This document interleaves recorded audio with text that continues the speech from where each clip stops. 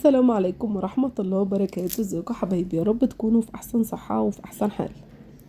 النهاردة ان شاء الله بإذن الله نفتح قراءة برج الحوت، وان شاء الله بإذن الله خير للحوت. قبل ما ندخل في القراءة حابة انبه عليكم ليعلم الغيب الا الله سبحانه وتعالى. الفيديو مسجل ولكن الطاقة جديدة. النهاردة الأربعاء 10 يناير 2024. بتمنى منكم ما تنسوش اللايك، واللي لأول مرة يشوف القناة يشترك في القناة ويفعل كلمة الكل عشان يوصلك كل جديد مننا. يلا نسمي ونصلي على رسول الله عليه أفضل الصلاة والسلام ونفتح القراءة.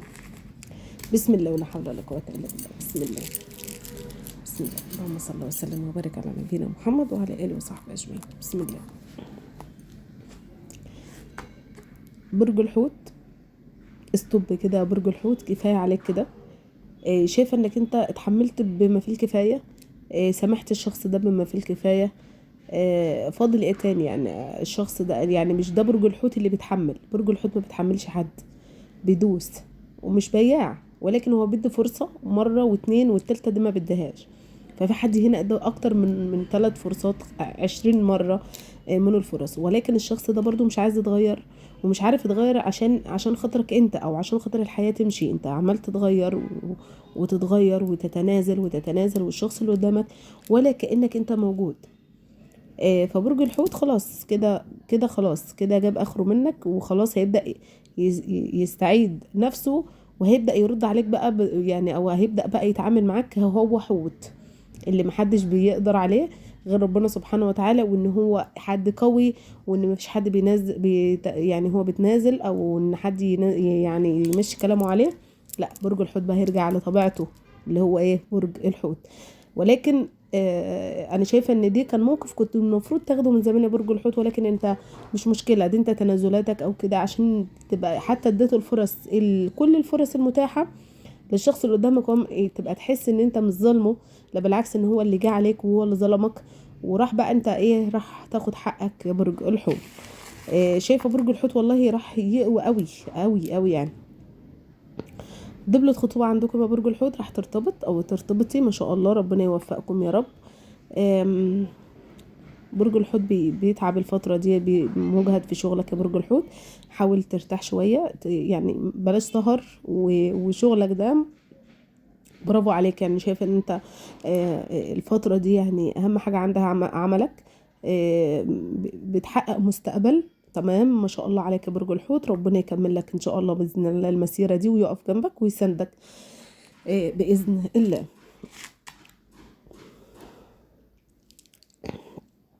هو اسم طارق هنا على فكرة. طارق ده راح تبني يا طارق، وراح تعمر. يعني لو انت خسرت شيء، او حد مثلا اداك مثلا اسمة انتوا بتتقسموا مثلا، والبيت ده انت ما كنتش حابه يتباع، او المكان دي انت راح تعمر، انت بتعمر يا برج الجوزاء وبتبني ما شاء الله. وخصوصا الشخص ده راح يبني وبيعمر يا برج الحوت. بعتذر لو قلت برج، لان كنت فاتحه برج قبل كده. فبرج الحوت راح تبني وتعمر ان شاء الله باذن الله، راح ترفع الرايه وتعمر يا برج الحوت. هو اسم سامية دي بصي، انت محتارة بين 2 او امرين قدامك، فانت مش عارفة تختاري انهي شخص قدامك، او مش عارفة تختاري الحياة اللي خايفة تاخدي حاجة تندمي عليها تخسري. ولكن يعني انا بقولك انك انت بالفعل الحيرة ديت مش ما تحتاريش، يعني خدي الشخص. هم امرين، او ممكن يكونوا هم شخصين، لان مش واضحين قوي قدامي والله. ولكن صلي صلاة الاستخارة وشوفي كده ربنا هيقولك ايه.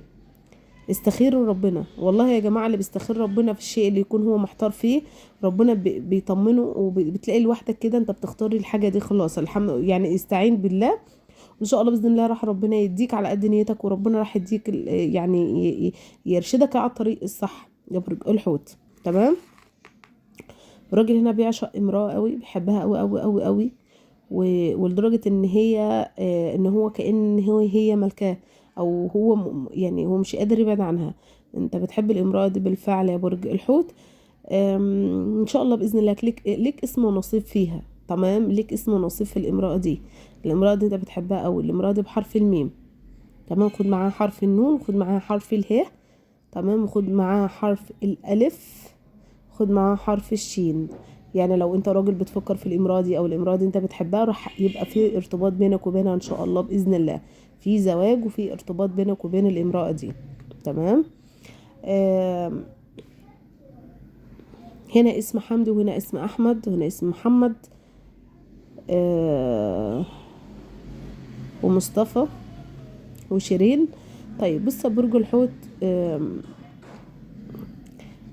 واسم فهدي هنا، وحرف اللي هي متكرر، واسم فهيم ما شاء الله. آه، هو ما شاء الله لو انتوا عندكم دين عليكم دين راح يتسد، لان شايفه ان في حد هنا بسد دين، راح الدين ده يتسد ان شاء الله باذن الله بفضل الله سبحانه وتعالى، راح تسد الدين ده قريب. يعني السنه دي هتكون خلصت الدين اللي عليك خالص، مش هيبقى عليك اي دين ان شاء الله باذن الله.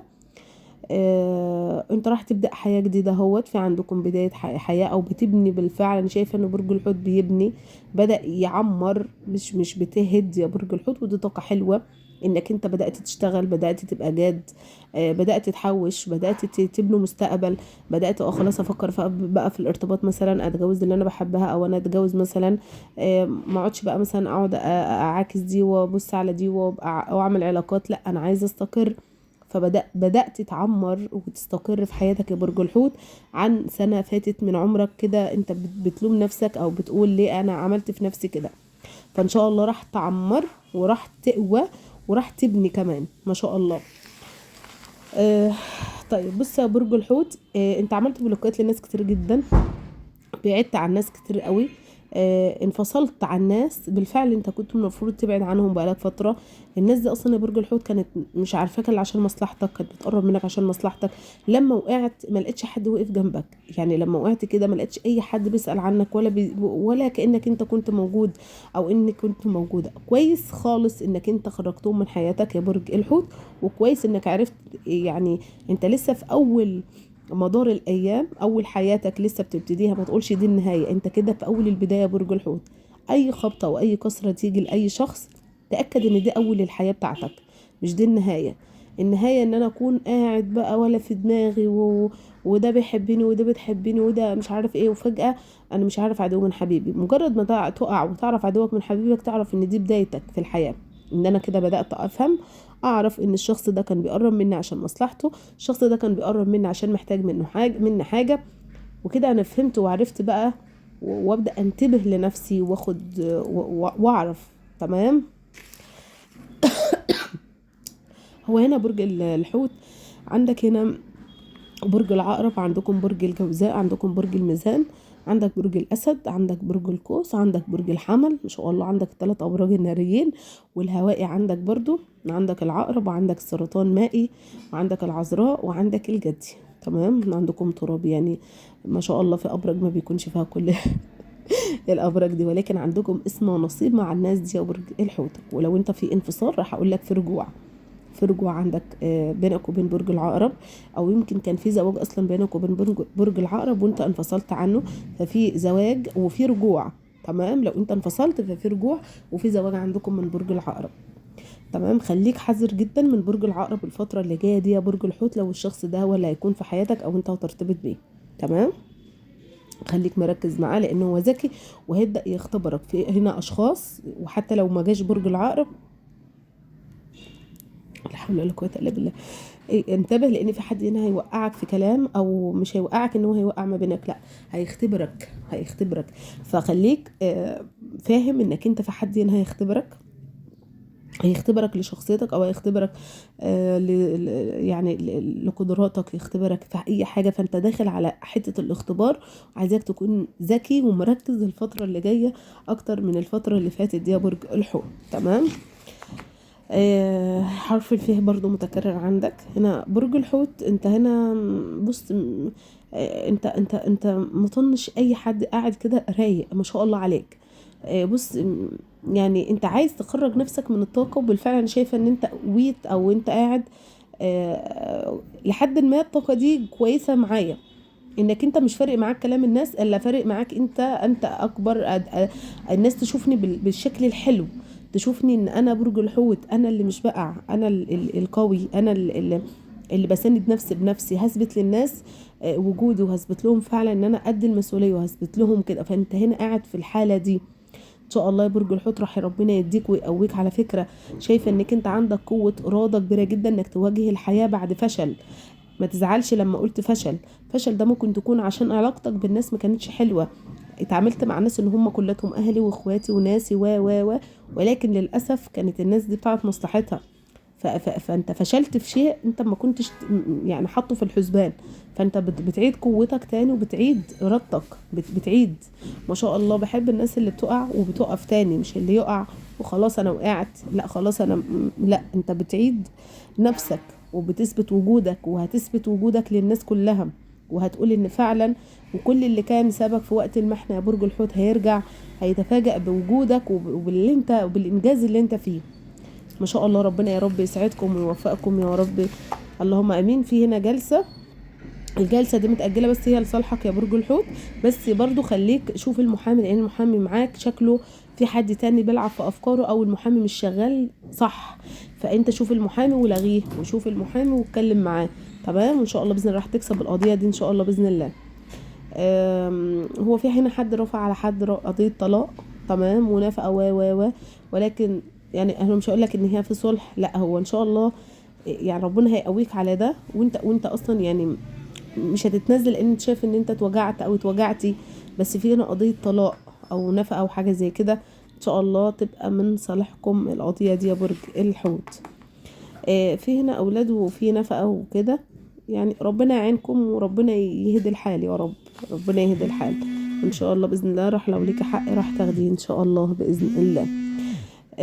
بص يا برج الحوت، انا عايزاك تنتبه لنفسك كده وتاكل كويس وتفكر كويس الفتره ديت، لان من الواضح ان انت داخل على بيزنس كبير جدا، او انت هتهلك نفسك في الشغل، هتشتغل وهتقوم، يعني انت محتاج ان انت شويه قوه، تمام؟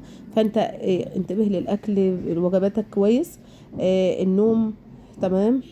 ابتعد عن اي كلام الفتره دي يا برج الحوت، زي ما انا شايفاك كده مجتنب الناس، مجتنب الحياه خالص، بان انت تعمل وتنجز والكلام ده كله، وتبقى خليك كده لحد ما كده كويس جدا، تمام يا برج الحوت؟